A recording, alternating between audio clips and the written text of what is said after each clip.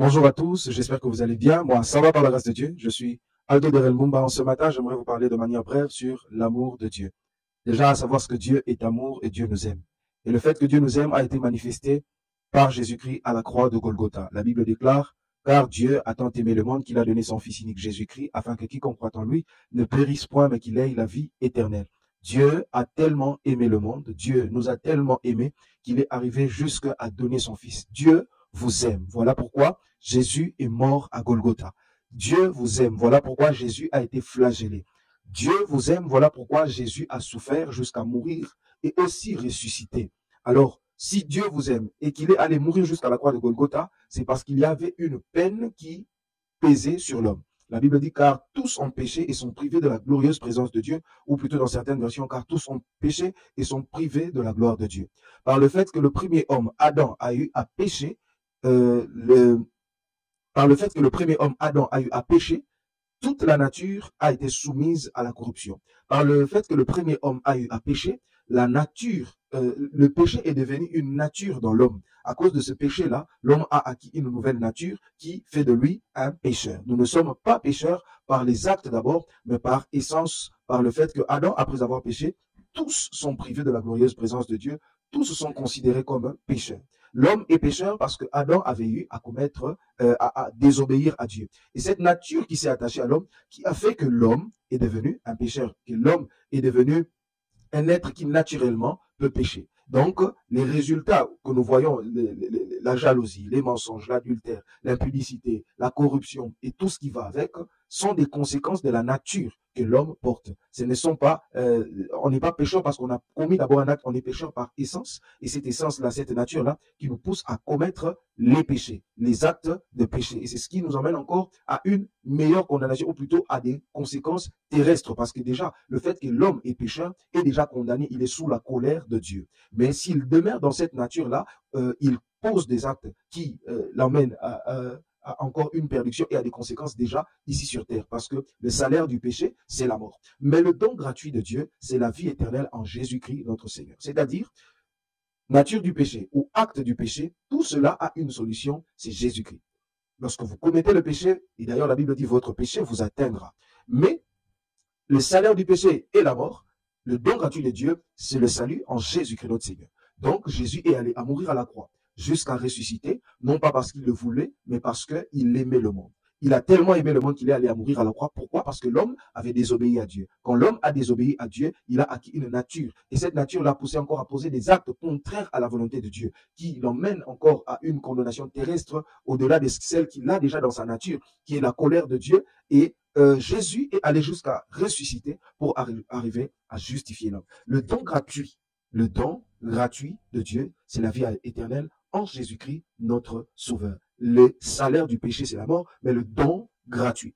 Vous n'avez pas besoin de payer un prix pour ça. Vous n'avez pas besoin de vous tailler en morceaux. Vous n'avez pas besoin de vous faire des incisions pour que vous arriviez au fait à la vie éternelle. Mais la seule chose, c'est que c'est d'accepter ces dons gratuits. Dieu vous a fait un don, il faut juste l'accepter. Alors comment l'accepter? La Bible dit dans Romains 10, si vous croyez de votre cœur, vous parvenez à la justice. Et que si vous confessez de votre bouche qu'il a été ressuscité d'entre les morts, vous parvenez au salut. C'est-à-dire, accepter le don de Dieu, c'est croire que Jésus est mort pour nos péchés, et c'est confesser de sa bouche qu'il est ressuscité d'entre les morts pour nous justifier. C'est ça, accepter le don gratuit de Dieu.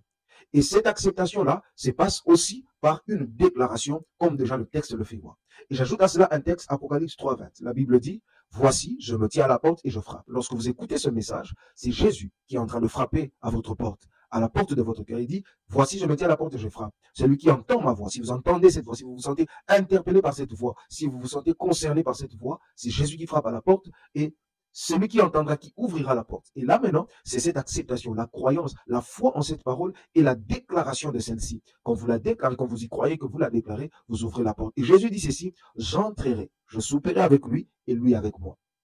La solution de vos péchés, c'est juste croire que Jésus est allé à la croix de Golgotha. Il a souffert pour vous. Il a donné sa vie pour que vous puissiez être sauvés de la condamnation sous laquelle vous étiez et que vous puissiez être justifiés. Jésus-Christ est votre sauveur. Jésus-Christ a donné sa vie pour vous. Alors, la simple chose à faire, c'est de croire en cela. Si vous le confessez de votre bouche, il entrera dans votre vie. Il soupera avec vous et lui avec vous, et vous avec lui. Prions. Faites cette prière après moi. Seigneur Jésus, j'ai entendu ta voix et je reconnais que je suis pécheur. Aujourd'hui, je t'ouvre à la porte. Entre dans ma vie. Sois mon sauveur. Sois mon Seigneur. Seigneur Jésus, pardonne mes offenses. Deviens mon sauveur et deviens mon Seigneur. Au nom de Jésus, Amen. Que Dieu vous bénisse, je veux prier pour vous. Père, voici ces personnes qui ont accepté cette parole et en l'acceptant, ils ont confessé cette parole. Alors je te prie de faire de nouvelles créatures. Que leur vie soit transformée, qu'à partir d'aujourd'hui, qu'ils vivent une nouvelle histoire avec toi. Cette nature du péché qui vient de partir, Seigneur, que ta nature divine qui vient de s'attacher soit plus active et Seigneur, oh Dieu, présente dans leur vie. Au nom de Jésus. Que les anciennes choses qui viennent de passer, Seigneur, passent réellement et que de nouvelles choses en toi, Jésus, s'installent et prennent plus d'espace. Au nom de Jésus, ainsi que j'ai prié. Amen. Que Dieu vous bénisse abondamment. C'est la meilleure des décisions à prendre, c'est celle de suivre Jésus. Et comme la Bible dit, 2 Corinthiens 5, verset 17, la Bible dit, voici toutes choses sont devenues nouvelles, les anciennes choses sont passées. Et la Bible dit dans Isaïe, voici je vais faire une nouvelle chose sur le point d'arriver, mais vous ne la connaîtrez-vous pas. Vous allez la connaître, Dieu va vous bénir abondamment. Plein de bonnes choses, si vous avez des préoccupations, ne manquez pas de nous contacter, via nos différentes pages Facebook, Aldo Derel Mumba, Instagram ou YouTube. Que Dieu vous bénisse abondamment, à très bientôt. Et ne manquez pas de partager ceci à quelqu'un que ça pourra aider. Au nom de Jésus, à très bientôt. Father, we thank you for what you've accomplished here tonight. Lord, it's only the start. We're excited about Jerusalem, the temple, just a couple of days' time. Father, we thank you in Jesus' name. Amen. Amen. Amen. You guys be blessed.